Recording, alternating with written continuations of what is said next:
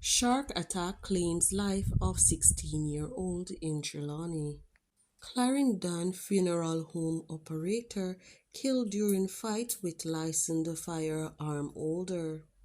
Please remember to subscribe, like, share, comment, and don't forget to hit that notification bell so you can always be updated with the latest news. Now for the news in details.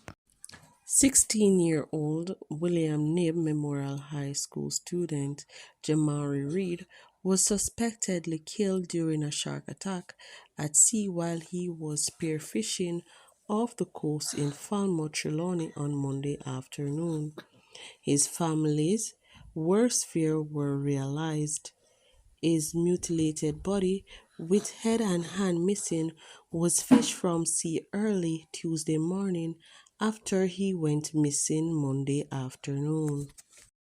A funeral home operator was shot dead in Palmer's Cross, Clarendon, on Tuesday during a dispute with another man, the police stated.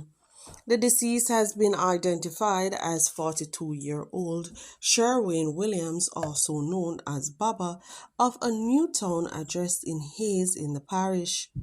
Williams was the owner of Rising Footprints Funeral Home.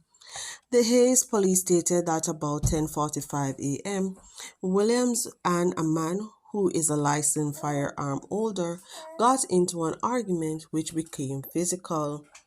It is reported that during the fight, the man's firearm went off accidentally, hitting Williams in the upper body.